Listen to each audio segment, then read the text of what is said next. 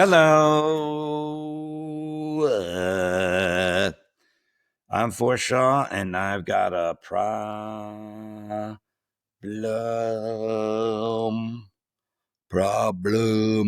What's up, everybody?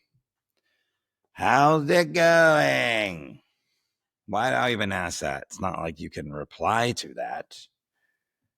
I am doing good. Thanks for asking. I was just pretending like you guys were replying. Tough day recording. I mean, you guys don't know this, but the app I use kept crashing, and I'm gonna have to edit the episode together so it looks good. But I think it'll be fine. Shouldn't even say anything. You guys aren't even gonna notice. You're probably gonna notice. There's gonna be a like a cut where I'm like talking about something, and I'm like, oh, hey. Anyways, I don't know. Maybe not. Maybe not. Maybe not. Thank you guys for listening. Subscribe, rate, comment. You know what? I'm going to go through the ratings and the comments, not the ratings, the comments on YouTube's and the Apple Podcasts and iHeartRadio and Spotify and all that stuff. I'm going to see what we got. I'm going to read some of those. We used to do that on IDCat, this old podcast that some of you guys might have listened to. We did the comment world. I'm going to do a comment world. I think it's pretty positive. That'd be nice to do a positive comment planet. I can't call it comment world, so we call it on there. So I'll call it comment planet. That's kind of stupid. Comment realm. Nope. Comment corner. That's what I'm gonna call it. Comment corner. Coming next episode. Comment corner. Thanks for donating money. If you have donated, I think somebody knew. I have to check. Nope. Nobody knew's donated. Pam was the last person that donated. Thank you, Pam. Again, you donated twice. I love you. And I love you a second time. If you feel like donating to the podcast, please do so on my website, forrestshaw.net. There's a donate button above the podcast thing, and all my shows are there, and yada, yada, yada. Most of all my shows are on there. I was planning a trip to Australia in October. Still trying to plan that. Might get moved to January. We'll see. But I am coming to Australia. Somebody wrote to me. I want to say his name was James from Perth. And he said, come to Perth. So I got one ticket sold there if I go to Perth, but I plan on going to Perth. If I go back in January instead, then I'll probably be out there for the Perth Festival or something like it. I don't have any other problems this week. I'm perfect. I've got another problem, but I really don't have much to bitch about this week. I had a close friend of mine's mother pass away, and I was close with her too. She was like, especially growing up, like a second mother to me. And it is really funny when somebody dies close to you. Just you get perspective-y, with life. And only problem is it lasts like a week. Because I was thinking about wasting time. Like you're gonna. I'm gonna do this. I'm gonna write this book or this script, or I'm gonna fix the whatever fix the old dirt bike. We're gonna go out hunting. Whatever it is, like all these things that you tell yourself you're going to do and then you don't do them. As soon as I talked to my friend, we talked for a little bit, and then I was driving somewhere and I was just reminiscing and stuff. And I was like, you know what? I gotta travel more, even though I know I travel a lot, but I mean, travel, and I've been around the world with comedy, but I mean, travel for pleasure. I don't do that much. Now there's nobody crying for me because, oh, boo hoo, you travel for 5 weeks in Europe. And you weren't doing it for pleasure. I mean, there was still pleasure involved, but let me tell you, especially where prostitution's legal. Am I right? Boom, bing, bing, boom. Yeah. I think I've only said that one time. It's pretty good. I'm on one time. So, yeah. That is what I was thinking about a lot this week is don't wait. Don't wait to do stuff. Don't wait to do something fun, but don't wait to get better. If you're, struggling with addiction, don't wait to get better, because every moment you wait is it's always so much better when you're not, gambling, drinking, doing the drugs, eating, smoking cigarettes, whatever it is, shopping addictions. Stop it. Love that. People say it. Stop it. Anyways, we have a good episode for you. We have comedian Andrew Barr on, and he has really been a vocal person about his recovery on his Instagram, and we'll talk a little bit about that. And I hope you like it. And thanks for being here. Talk to you guys on the other end. Hello, everybody. Today, my guest is Andrew Barr. He is a Canadian stand-up comic and recovering addict. Bringing levity and transparency to the process of early sobriety has helped him build a healthy fan base, gathering over 120,000 followers on Instagram. Check him out on Instagram at Andrew Barr Comedy. Barr is Barr. So you spelled that correctly. Thanks for being here, Andrew. Hey, thanks for having me, man. What's your problem? These days, sugar, I would say, which I think is the case for a lot of recovering addicts. Once I stopped drinking and doing blow, I got pretty into baked goods, and I've been trying to moderate that, but it's trickier. Nobody tells you you're fucking up your life when you're just eating donuts. Really, Yeah. it's harder to get an intervention for that. So I'm working on that slowly. Plus, it's everywhere. Sugar's like, and by the way, I don't run into bits this whole, but I used to do a bit about being like how sugar is the most addictive thing, but it's like you basically go to like a hardware store and there's a candy bar there for whatever reason they have them there, and just Just buy the cash. yeah. And then you're just like, sure, I'll just put this in my body. It's not going to kill me immediately. Yeah, totally. You go do groceries and buy healthy shit, and then you're trying to leave the store, and there's like a little boy with boxes of cookies. Like, please, for a good cause, eat this total trash food. Yeah. Well, thanks for being on the podcast. Appreciate you being here. Do you want to give like a little bit of background about, you know, your life with addiction or yeah? Sure, yeah.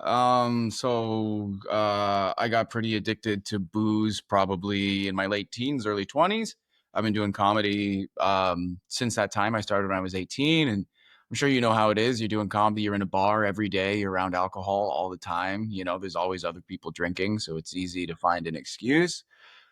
So yeah, things started around then. In my mid 20s is sort of when I got into some harder drugs, mostly cocaine, but kind of like I would also do whatever was around. You know, I also liked Molly a lot, um, shrooms, acid, all that fun stuff. And yeah, slowly it became more and more of a problem until my life was completely unmanageable, and a group of very loving friends had to sit me down and basically tell me that I was no longer the person that they had become friends with, and that they didn't want to really be around me anymore unless I agreed to go to rehab. And then I did that reluctantly. And I've been sober since then, which was just over 30 months ago. That's great. Yeah. Congratulations on that. Thanks. Yeah, it is funny with comedy. You were just mentioning alcohol. It's basically free, you know, if you're a comedian and at every venue. And gambling is my addiction, and I'm sure you've played casinos as a comic. So I was just thinking it is funny that like there's just all these like roadblocks for addicts as a comic, and drugs. Well, I mean, yeah, don't get me started. How many people have palmed you drugs after a show or something or tried it? You know, like kind of think For it's sure. fun. Yeah. Yeah. Even if you talk about it on stage, like they think you're lying or something. Like, you know, if you're like, yeah, I'm sober now, they'd still be like, I know you were kidding there. So here's a bag of cut. You're like, what are you? No. For Like, sure. yeah. Yeah, it almost, I remember sometimes people would give me drugs after a show and you almost feel like, oh, I did a good job. You know, it's like a Yeah. little reward. Yeah. I had a show once in a town called Abbotsford up here in Canada. And after the show, a guy, I had mentioned drugs in my set at the time I wasn't sober. And after the show, he was like, you want to do a bump? And I was like, hell yeah, I want to do a bump. So we went into the bathroom. He told me to hold out my hand. And then he poured like a Hollywood onto my hand. Like it was like all the way down my hand. And I was like, okay. And I railed that. And then the guy was just like, okay, well, thanks for the show and have a good night. And I was like, what? We're not gonna we're gonna hang out or anything? He just got me so high. And then him and his friends took off, and I didn't know anybody in that town. So I was just high out of my mind on coke alone in my hotel room. Yeah. Yeah. I look, I've made the mistake many times, but whenever and this doesn't mean I don't and I have fans that I, talk to and stuff like that. Yeah. But the after the show, do you want to hang out like at my place, my room is never goes well, like that kind of thing anyway. So I think you probably that might've been some weird boogie night scenario. Cause I've made that mistake where I was staying in a hotel. The show was in a hotel. It was Mm. in Daytona Beach. Yeah. And then, this couple was just like, "Hey, we're staying there too. Do you want to smoke a joint?" And I was like, "Sure." So I went down to the room and I smoked a joint with him. And like we're in the middle of smoking the joint, and he just goes, "Just so you know, you're not fucking my wife." And I was like, "What the hell are you even talking about?" And I was just Yeah. like, I've been here 3 minutes. I thought it was just a friend. So I was like, "Yeah, I gotta check on something in my room." And just never Yeah. came. Yeah. You laid it So out for you there. yeah, cool, Yeah. dude. Thanks. The after the show hang is a gamble. I did it once in Calgary with this woman. She gave me some kind of anonymous pills. I can't even remember what drugs they were, but I was, as long as they were drugs, I was like, that sounds fun. And then we took like a 30-minute cab ride back to her place. So I'm now in like a part of town. I have no idea where it is. And we get into her place, and there's an old woman there. And it turned out that she lived with her grandma. And it was like 4 o'clock in the morning. Uh, and I was like, her grandma was up, and I didn't realize right away. It's like, this is an old woman. She's not just going to bed. She's waking up at like 4 o'clock in the morning. Like her day is just starting now. She's about to have breakfast while we stumble in. We had the most uncomfortable, very quiet sex in the basement. Uh, and I took an extremely expensive cab ride home in the morning. It was a Yeah. massive error. Yeah, I love how dumb we are too. That's like all the signs is like, I'm gonna go home, but you're like, I think we can still work this out in the basement. I just Yeah. Oh, for sure. yeah, Well, I had just gotten out of a 30-minute cab, so I was like, I guess I don't know, I can't just leave right away. But I think it's always ends up being a mistake if you're like close to where you're staying after a show and someone tries to drag you really far away. That always ends up bad. it's a bad time. Yeah. Yeah. What's your like earliest memory? Like when you knew you had an addiction or your addiction was at work? Was there like a point when you kind of knew it? Because I know that doesn't always mean you're gonna, you know, get help or seek, try to get sober or whatever. But yeah, Yeah. I think as early as like 19 or 20, I remember there being a point when I was trying to cut back at shows.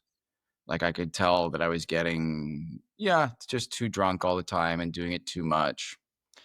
And but I just tried to moderate, which is the trap that I spent about a decade in is okay, you really need to cut back. And I would be a little bit successful at that for a couple months, but the problem is like it always ramps back up again, You almost as a reward for taking it easy for a while, let yourself move back in the other direction. Like you sort of feel like, okay, never mind, I do have a handle on this. I'm okay. And then, gets worse and worse again. But yeah, I knew as early as my early 20s for sure that I had a problem. And it was just sort of like a running joke throughout my entire 20s that I had a problem, like with all my friends. And you know how comics are, everybody talks just so openly about everything. Like people would casually be like, so you're going to die.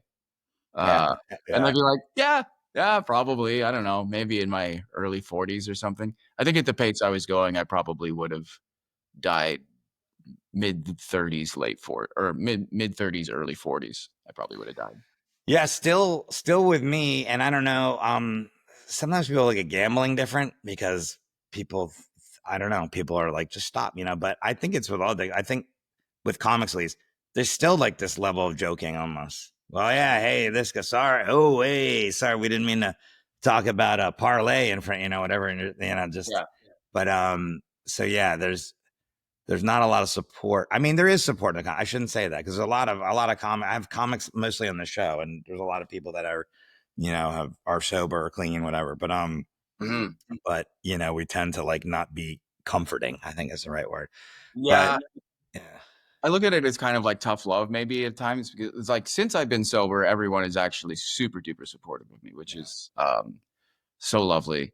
And I think before I was sober, like people making fun of me having an addiction or like joking about how I was gonna die, uh, was like just them putting that in my brain. Being like, hey, I'm getting around, but you are gonna die though. yeah, So, maybe yeah, maybe you should do something about that. yeah.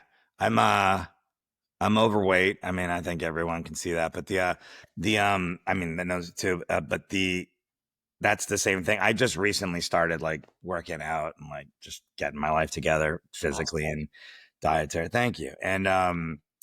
And but people were saying that same thing, like, hey, like exactly what you're saying. Like it's like they're poking you to try, but they're telling you like, hey, I am concerned about you. This is the only way I know how to communicate. I'm a Yeah. comedian. So Yeah, exactly. yeah, We always have to wrap it in a bit of a joke or something, but it's like, yeah. yeah, I'm being a little bit fun, but I am worried you're gonna die. Yeah, yeah, you fat piece of shit. Am I right? Yeah. Okay. But back to what you were saying about when moderation, trying to be moderate with an addiction is such a classic thing too, because I've done that with gambling before. I've gone just say, I mean, Mhm. my guess, the people that listen know, but I've gone in and out with gambling my life. I've had as long as 14 years clean from it, and currently it's just since last December, but Okay. which is still great. I'm just saying as far as good times, but that moderation thing, I've done that so many times in my brain, the tricking where I'm like, you know what, I'm just gonna gamble $5 a hand on blackjack, and which it doesn't have, I'm sure the same thing when you're trying to be a moderate drinker, drug. It's like this isn't what I need. This isn't like filling this, So it's not even filling the hole from the addiction that I need. So it's just you're tricking yourself to think like, yeah, I could be a normal person and do this, and you're just like, Yeah. no, you're not normal when it comes to this. No, you're not. Similarly, I've had to be honest with myself in the last little bit, or like since I've been sober anyways, because for a little while after I got sober, I would think things like, oh, man, I know that I can't drink, but it would be nice. It'd be nice to have just one, you know? After a long day of work, you're out in the sun, something like that, having just one pint, that would Yeah, be such a nice little treat. But then I'm more honest with myself, and it's like, yeah, you don't want just one though. You're telling yourself that to get to the just one so that you can have like 11 more of those. Like, yeah. I don't want to drink one beer. I want to drink like 12 fucking beers and do a bag of blow. That's what I like doing. Yeah, you want to go till you can't go anymore. Yeah, That's all. I've never had just one beer. I Yeah, don't even know what that looks like. yeah. I have a friend that he's like, I take $100 or whatever. Yeah, I know a lot of people like that. This is what my limit is for gambling. I'm like, what do you? I go until I can't stand anymore, or until the money's gone. It's Yeah. that's just what we're doing. So it is it is interesting. Like this is my brain, this is my body that I'm in. So this is the way I'm going to be. It would be fun to do a sort of yeah, what's that movie where they go on being John Malkovich? Like, I'd just like to be in the brain of a person that isn't an addict and is like, huh, this is what it's like when you don't have a hole to fill. Cool. Yeah. Like, Can't imagine like drinking and then, maybe my speech slurs a little bit and I'm like, "Oh, I should stop drinking then. I'll have a glass of water. Maybe uh, I'll go home and hydrate and then go to bed." uh, If ever I felt like I was too drunk, I'd be like, "Oh, time to buy cocaine. That should level you out." yeah, yeah, yeah. The ultimate pairing. Do you ever gamble? Do you have any issues with gambling or? You know what? No, it's well, okay, maybe a little bit in that. So I've never really burnt like significant amounts of money on it. But when I was really at my worst as an alcoholic and coke addict, I would just drink and do drugs in my room alone, like from probably 2 a.m. to like noon the next day, sort of thing, after the bar. And I used to have a horrible habit of like messaging women and stuff in the middle of the night. I was very much like a DM guy. And that was starting to get me into some trouble. So instead, I started playing online poker to just have something that would like keep me busy and away from the DMs and shit like that. But it was pretty low stakes. Like I would only go through $50 a night or whatever. Like I was playing on some app where the chips weren't like real money. Yeah. And I It's used to so do, funny though that that's what you did to me. I mean that's what you did to. You're yeah. like, all right, I'm not gonna do this activity. I could like write or read a book or something. Like I'm gonna get. Yeah, but I'm I don't like, know. When you're that cooked up, it needs to be something kind of degenerate, you know? yeah, You're just in that yeah, mode. I used to bet a little bit on UFC as well because I'm a fan. It's like the one sport that I would say I'm like semi knowledgeable of, but I guess yeah, I don't have the gambling bug so much. Um, because yeah, my thing with betting on the UFC was that I would want someone to win, but I would think the other guy was going to win, so I would bet on that guy, and then the guy who I originally wanted to win would win, but I would be mad that he won because I bet on the other guy, and it yeah, just sort of ruined the fun of it for me because I was yeah. like all grumpy that the athlete that I actually liked more than the other guy was victorious, and I was like, oh, this is sort of killing what I enjoy about the sport. Yeah, it's it's like ruining sport. I think there's a story, and my last guest, this guy Patrick Chester, he had mentioned it, and I looked it up. There was a track athlete that was competing, and they had someone on one of those DraftKings or FanDuel or something. You can bet on track, believe it or not, and I believe it. they were harassing the person before the match to try and then they didn't win, and then they like out loud said to them, "Oh, I did it. I won my bet because I got in your head and whatever." So that's literally it's bleeding over into the real world that way. Where I Yeah. mean, athletes know people are betting on them. There's these prop bets, over unders on points scored and assists and whatever. But I wonder how it is to be an athlete now, that just because that is they know, they know they say when they know their scores on Madden, they know that people are betting money on them, and it just seems like Yeah, pressure, threats. I'm sure there's threats that they get and stuff like that. sure. Like, I guess, if you just know people are betting on you, you try to put that out of your mind. But then if it's creating people like showing up and screaming at you and trying to fuck with you, it's just sort of an uglier world that we're living in all of a sudden where people got to worry about getting fucking Nancy Kerrigan or something, uh, Yeah, or Tanya Harding, whatever that figure skater. I can't remember who hit who with the ball. Nancy. Yeah, Tanya Harding hired like whatever the guy's name. I don't know if he was hired, but it was dating him Yeah, googly to hit yeah, yeah. Nancy Kerrigan I, with I a feel like, pipe. it's But hey, amazing more stuff like that doesn't happen with the betting.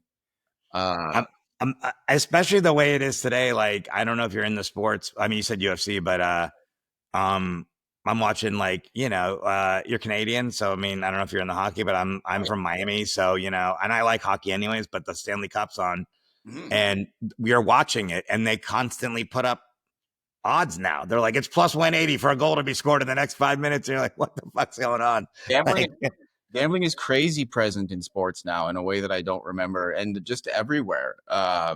Like I don't know.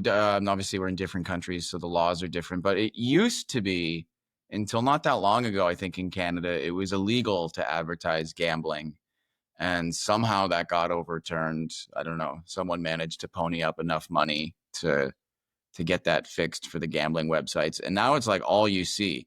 yeah, And especially actually, what sometimes, if I'm streaming a sporting event, I'll end up with the American stream and your guys' ads. It's like basically just gambling and Ozempic is all. yeah, It's 100. and beer. Don't forget beer. There's a lot Yeah, of beer ads too. So beer and beer, pizza, beer, beer, pizza, yeah, pharmaceuticals, and gambling is all you see. and cholesterol. You get the Ozempic and the I think Sky Rizzy will get in there something, but Yeah, yeah. So whatever that one is. pharmaceuticals, but yeah, it's really bleak, honestly. Yeah, because so ESPN has a gambling app now, MGM. Like, I mean, I've talked about this before. Like all these, ESPN, the sports network, will talk about gambling. And at first, I was like, this is crazy. The NBA is sponsored by FanDuel, but then I took a step back, not being an alcoholic, and I was like, oh yeah, they're also sponsored by Budweiser. Yeah, They're like, if Marlboro could sponsor them, they would, but I don't think they're making cigarettes the official.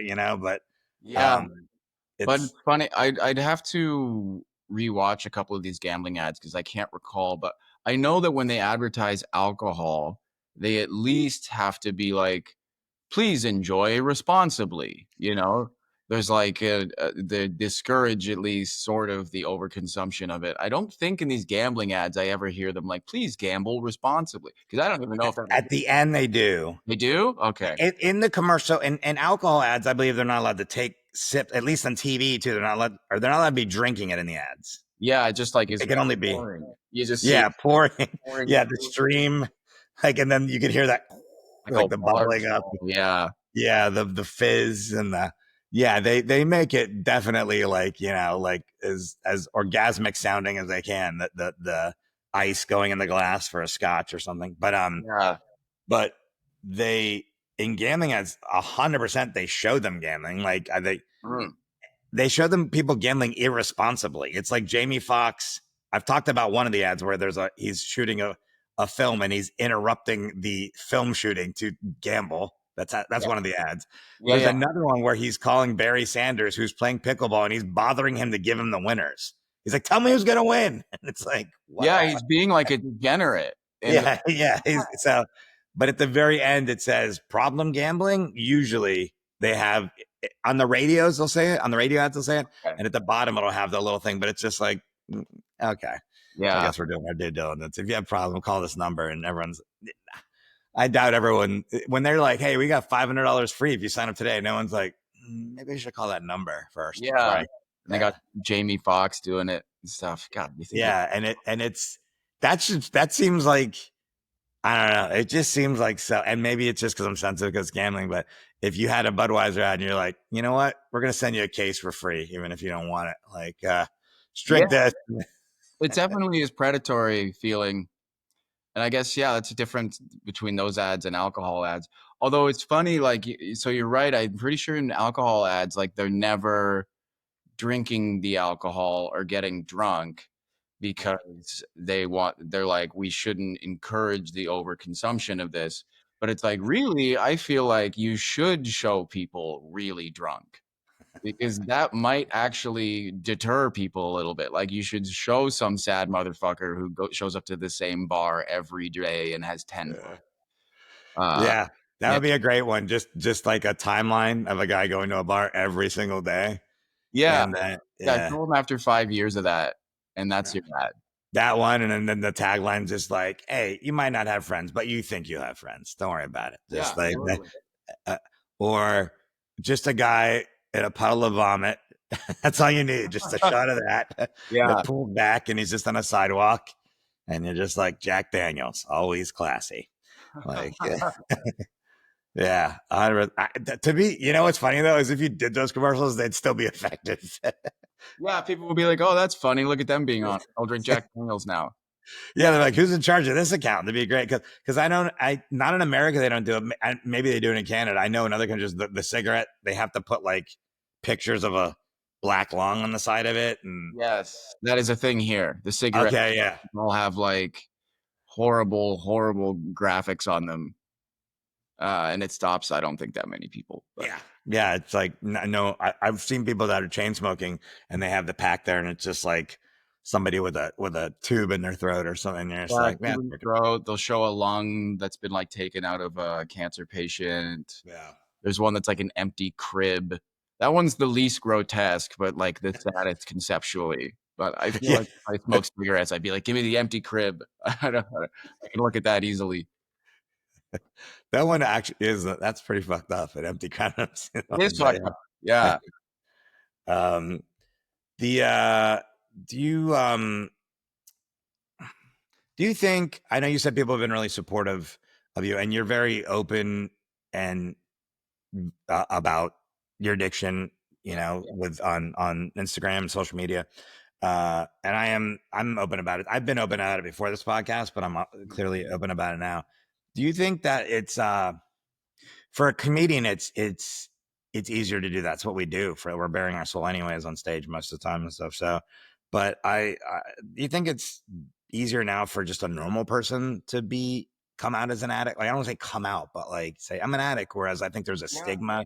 Yeah. I hope so, I guess would be my answer. Like I think you might be right that it's sort of easier for comedians to talk about it because like I've said in interviews before, like, I've been embarrassing myself in front of rooms full of people like my entire life. I'm so used to getting in front of people and accepting that the result might be embarrassing. Like we've all bombed and stuff before. So I am not like, I'm much less shy than the average human being. Um, but I hope for people in general, it's getting easier to talk about. And I think, that's why I try to talk about it as much as I do. And I don't know if that's some of your motivation as well, but I feel like the more Yeah. people that do talk about it, the more comfortable other people will be talking about it, or at least seeking help.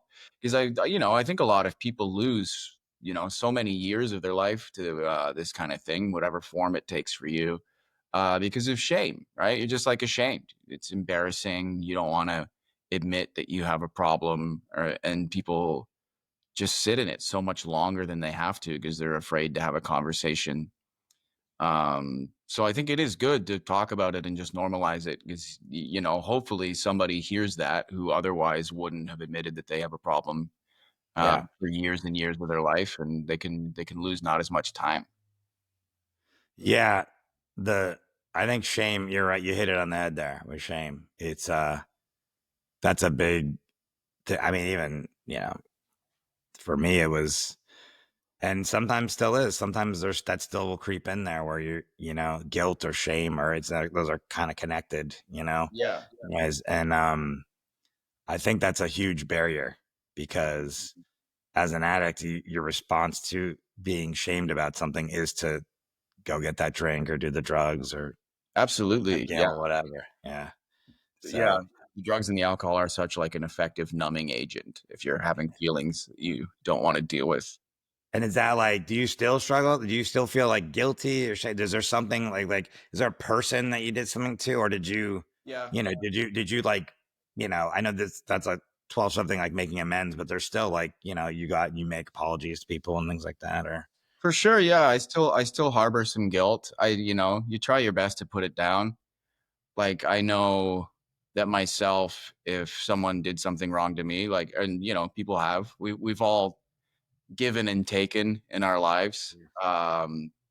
Shit's happened to me, and anything that has happened to me, I wouldn't want anyone to feel bad about for the rest of their life. I think that everybody, deserves some level of forgiveness and stuff.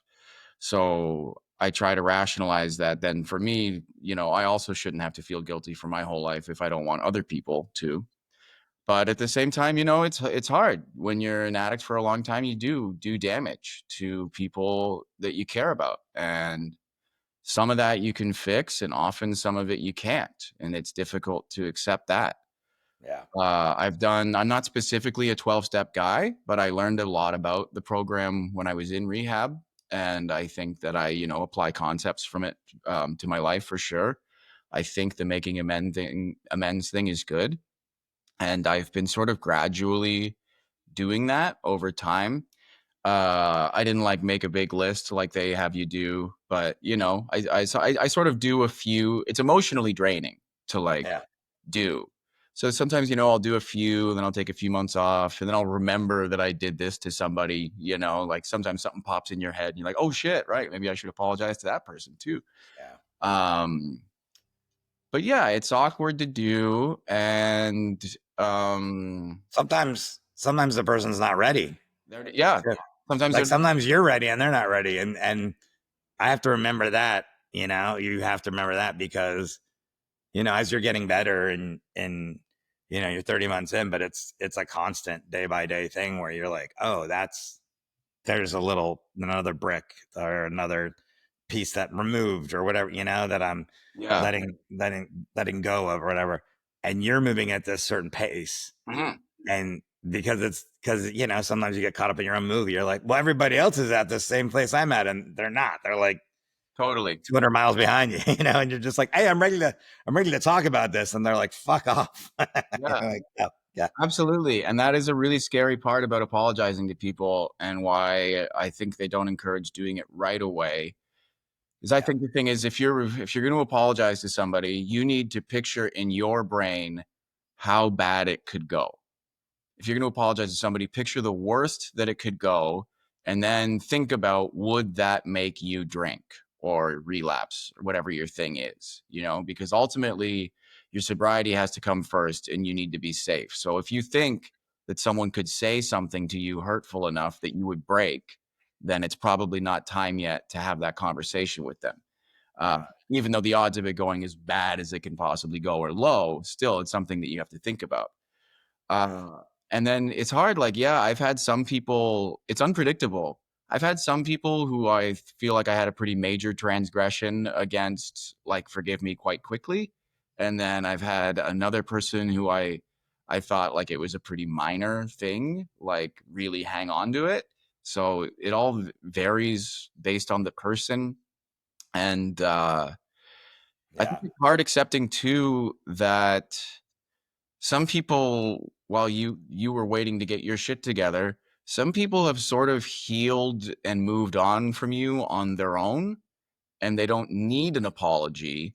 And the idea of letting you give one to them is like a gamble because they don't really trust you, Yeah. Good point. and they probably shouldn't. So they are at peace, and they have to sort of assess, well, I've already moved on from this, and letting this person back into my life feels like it's a risk for me in order to provide something for them.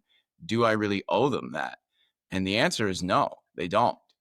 um, so Yeah. sometimes it's hard to accept that someone isn't going to hear your apology, and they're not even necessarily wrong to deny you the opportunity. Yeah. Yeah, it's true because the forgiveness comes from only that one side.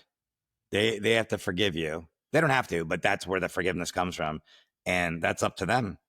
So to that, so there's that too. Maybe they have moved by, or maybe they don't ever want to move Yeah. by, and that's still their prerogative. That's their own health that they're dealing with. I just reminded me.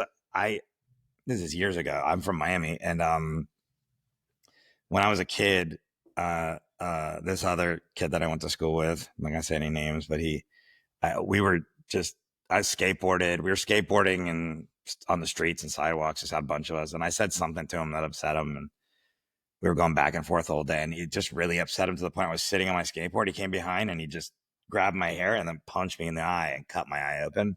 I Right. think I was like 15 or 16. Yeah. And my mom made me go to his house, like, we're going to talk to his dad. Like, bullshit. I was like, cool. Yeah. That's what I want to do. Oh, And his dad made him apologize. But it's like, you're talking about it's like, it didn't mean shit then. He just, my eyes still bleeding. I'm like, I'm not yeah. taking this at all. And then eventually I was just like, it wasn't a thing. I didn't care. I got older. I was like, whatever, you're a kid. Man, cut to, I'm in my 30s and I'm at a bar in Miami and I see him. And I've seen him many times since then because we have like similar friends and I've Oh, never cared about you. And he's at the bar, he's having a couple drinks, and finally he just leans over and he goes, "Hey, I've wanted to tell you this for like 20, however many years since this. yeah. I'm really sorry for when I like punch you out." And I was like, not even, I was like, "What?" Yeah. Oh yeah, we're fine, dude. But that had been sitting with him a long time. And I told him, I was like, I wish you would have told me years ago, but it's just like we're talking about. He didn't, I think he was just, maybe he was sitting with it, maybe he didn't. I don't know. But it's, Yeah. you know, And but I bet that conversation felt good though. it Did it it? did feel good. All right, we're back. We've had some technical difficulties today, so we'll see if it all edits together well. I don't even know if this is gonna edit together well. This part might even cut this part out. Who knows? Hey, cool, grief, shame. I think we're done talking about that. Um, uh, I was gonna ask you, what are you comfortable talking about? If not, like, was there like a rock bottom for you? Like, with lack of a better word. Um, God, I sort of wish. Uh, I feel like um, there were moments that should have been, and I would love it if my story was like, yeah, I hit rock bottom on my own, and I realized I needed to turn things around, so I did it myself. The reality is that I had an intervention, so I was like just cornered into getting better, essentially. Um, there were really low moments, but none of them stopped me. Um, Yeah, it's like, yeah, upsetting, Um, I think like I was too trapped in the mentality of cutting back, like that I couldn't accept the idea of never drinking again ever. So I was always, when I did mess up, I would try to dial it back, but never like committed to fully stopping until the intervention happened. Yeah, But yeah, there's stuff that I wish. One time I took a month off. It was the only time that ever of my own volition I took a month off because I had gotten to the point where I was so drunk all the time and I always had Coke on me and it was always like in my pockets and in that little pocket in your jean pants, which was like also where I kept my keys. And often I would have like a few bags on me at a time. Sometimes I would just accidentally drop them places, which bothers people if you do that in their home, especially. sure. Playground. Yeah, yeah, stuff like that. Like I remember once I was just hanging out at a buddy's place, and it was just like a casual afternoon. We hung out, we watched a movie, and then I got up to leave, and he went over to where I was sitting, and he was like, "Damn it, Bar!" And I was like, "What?" And there was like a bag of cocaine on his couch. And he was like, "You're just shedding them at this point. Like you're like you're accidentally leaving bags of cocaine everywhere. That's so fucking crazy." Um, but one time, another time, yeah, I was at a friend's house and it was yeah, two close friends of mine. They actually have a room in their house named after me. They have a bar in their basement called the Andrew Bar. So we're close and they have this cat there. They had this cat that I really loved. And one day I was over there and I took a piss and a bag of Coke fell out of my pocket and it was in their bathroom. And then I left. And then they later texted me and with a photo of the bag on the ground in their bathroom. And they were like, "Yo, this shit's like not cool. Like we have a cat. Our cat like loves little plastic stuff, Our you know?" cat loves Coke. Yeah, like our cat very conceivably could have found this bag, chewed on it, and died. Like you could have killed the cat. Yeah, And that was a moment where I was really like, fuck, I almost, I could have resulted in the death of someone's pet that I care about. yeah, And I really felt that. Like I was like, and I could feel that I was like, I could get kicked out of these people's house, which is a crazy thing to think, considering there's a room in the house named after me. Like it'd be wild to not be welcome there ever again.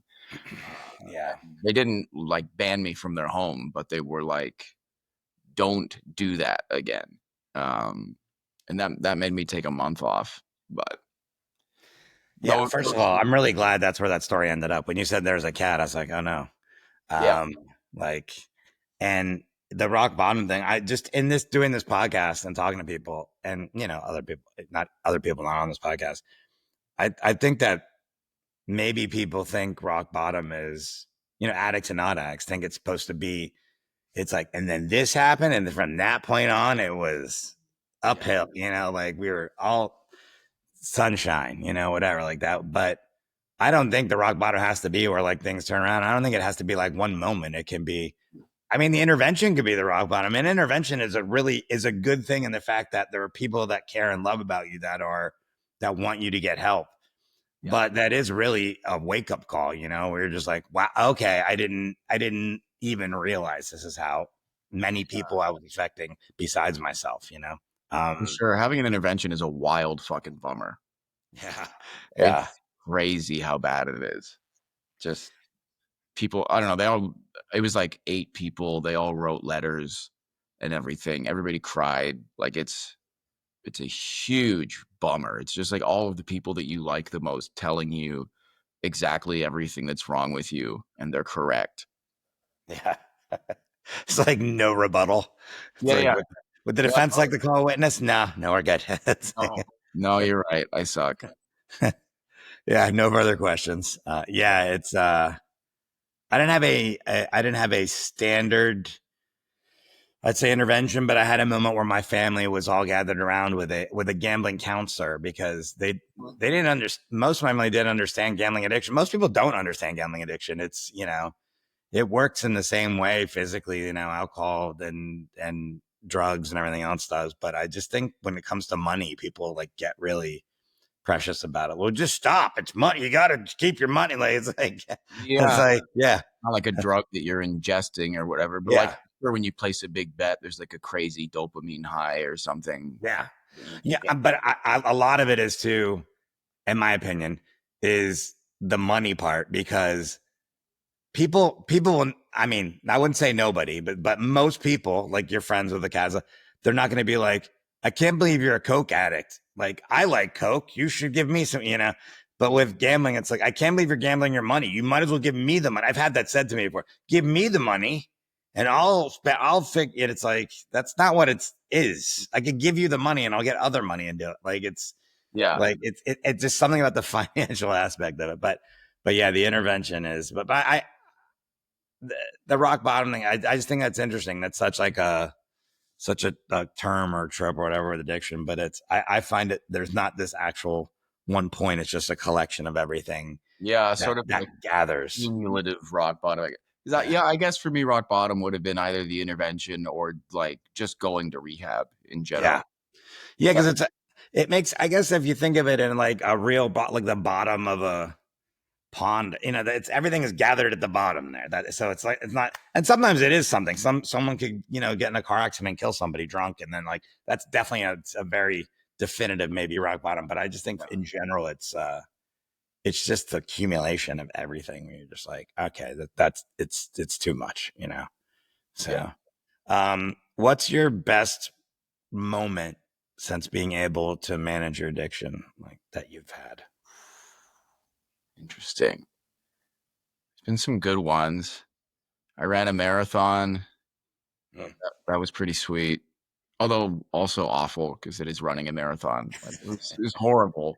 It was a really bad day actually, but like Yeah. with an achievement attached to it, that does feel good. Way better than running it on coke, I'm sure. You probably would die. You probably would, yeah. I did sometimes run when I was drunk and before I got sober.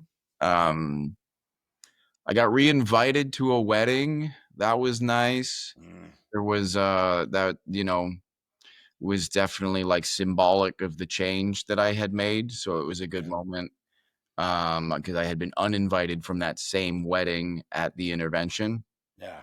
At the same time, I didn't go because it was a destination wedding and it was going to cost me like probably $1,500. It's a real roller coaster. That's a wedding. Yeah, yeah. Well, it was a funny moment because it was so nice that they re-invited me to the wedding, but they were like, and it's also quite far away. And I was like, oh, well, just a heads up, I can't afford to go on account of you made me go to rehab, and that was $15,000. So I'm still too broke from that to come, but it did feel good to be re-invited.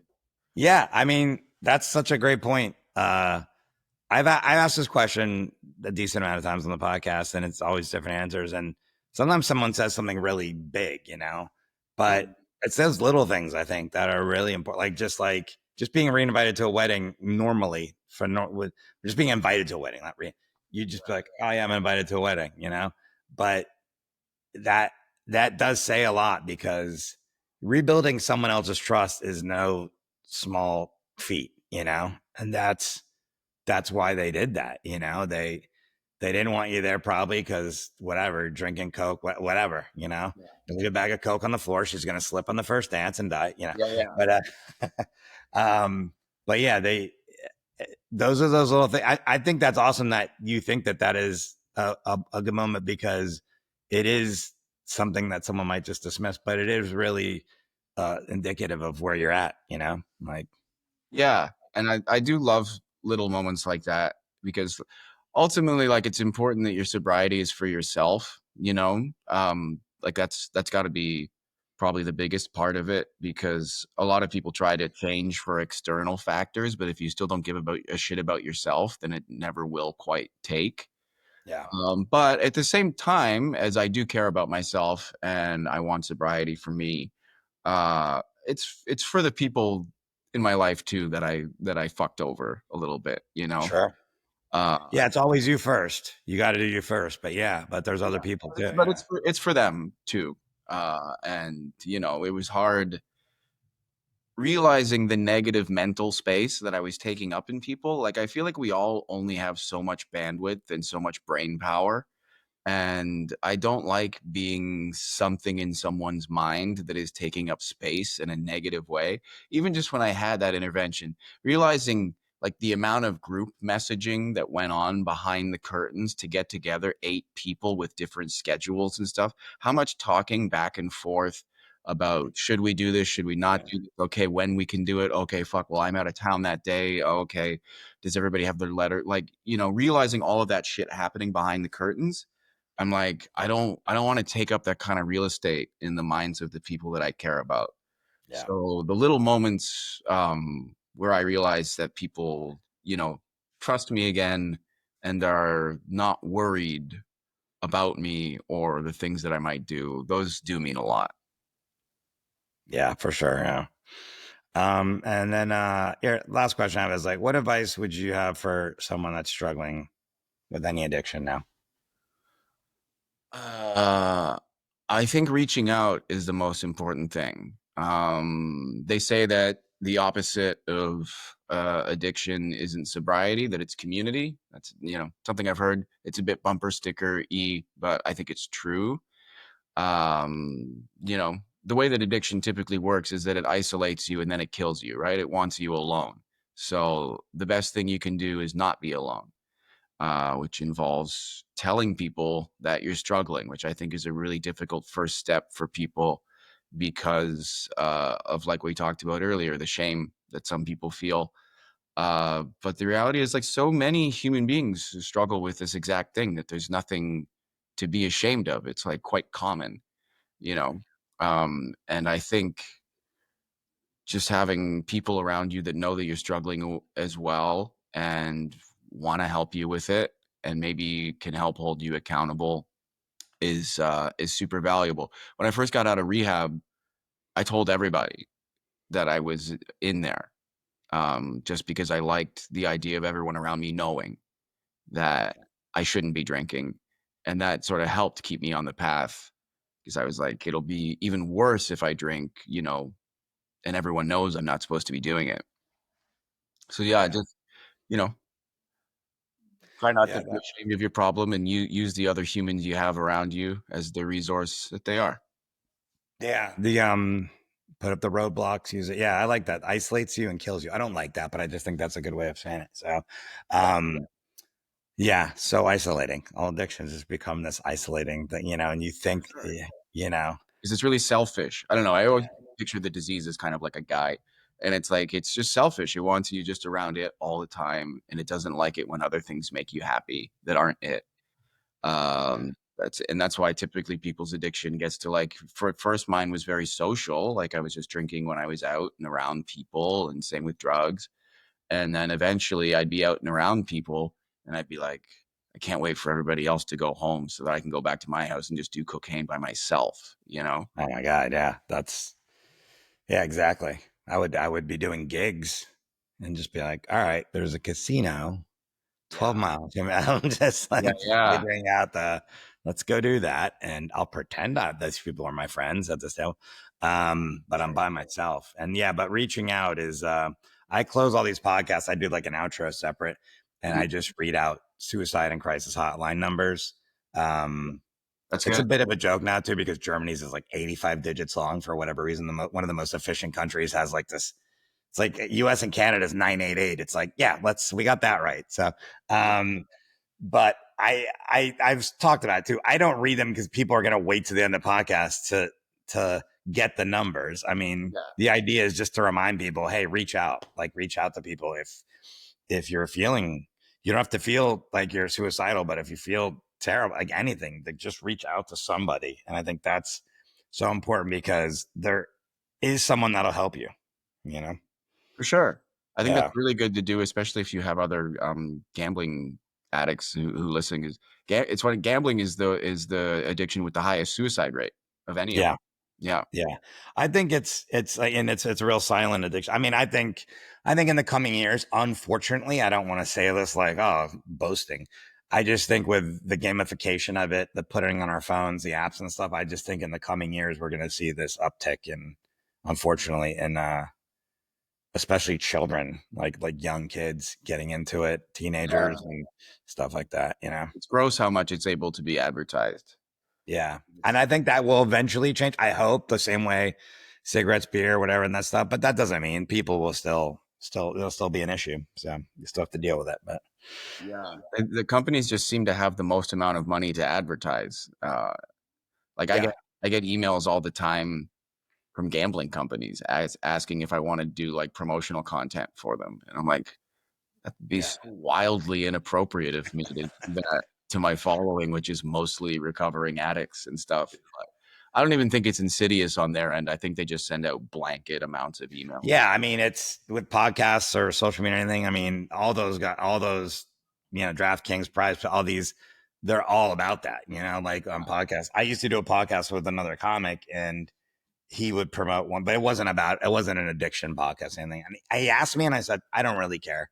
I mean, I'm not talking about addiction on this podcast, but especially obviously, you're talking about alcohol and drugs, but there's so much cross addiction. I'm sure there's people that are following you that are gambling addicts too, like they're mixed in there. There's, yeah, Yeah, or could become gambling addicts, you know. 100%. Yeah. I have, had a guest on and that's what he talked about. He said he's he was an alcoholic and, he said he was in Vegas doing shows, another comic, and then he started gambling and he was like, oh yeah, I'm this too. I just haven't done it yet. Like Yeah. he figured it like immediately was like, oh, I can't do this. Like I could see already, like this is a problem. Um, but yeah. Well, awesome having you on. I appreciate you being on here. Even Yeah, though thanks for having me. I really appreciate that. yeah, it was great. And everybody go follow Andrew Barr. It's Andrew Barr comedy on Instagram. He's got great posts. I think you do one like every day or something, right? Like you're I try to do 3 a week. When 3 a week. I'm All right. really on my shit, I'm doing 3 a week. It's hard to keep up sometimes, but I lied. I tried to make him do more, but it's there's you can scroll through. There's all sorts of good stuff, inspirational things for you, and I'm really happy for you. You making it this far and your recovery and all the things you've accomplished and getting reinvited to that wedding. It's awesome. thanks, So, man. all right. I'll talk to you later. Talk to you later. Thanks. Hey, that was great. Thanks again to Andrew Barr for being here. Arnie was just reverse sneezing. Why do dogs do that? They don't reverse sneeze. It sounds like they're dying and they're just reverse sneezing. I already gave out. Well, I didn't give out the numbers. I sort of gave out the numbers, but I talked about them a little bit, and that's the whole point. Is reach out. We really hit on that at the end with Andrew. Reach out to someone. Reach out to I don't care who it is, family member, a friend, a spouse, your neighbor, a homeless person. Probably a homeless person would be fine. They're definitely are homeless addicts. That's for sure. Have to start a little meeting. I'm not saying that as a joke either, but well, I'm not saying it in reality. I'm not telling you, but there's numbers, there's people, there's always somebody that will help you. And if there's not, find somebody. I'll help you. You guys can always hit me up. People have hit me up before on Instagram and other social media. Please, do it again. I'm there. I'll talk to you on the phone on Instagram. You don't have to have my number. Don't just call me straight out, though. Like, if I don't know who you are, send me a message. We'll get to know each other. It's like the dating apps. I can't go straight to sex. All right. We got to do a little bit of schmoozing first, get to know each other, see if we're compatible. Now, send me a message if you're struggling and you can't get a hold of anybody. I'm around. Or even if you can get a hold of somebody and you just feel like talking to me, I charge $50 a minute. I don't have Venmo, but I take Zelle. And thanks for being here, everybody. I will see you next week. Love y'all.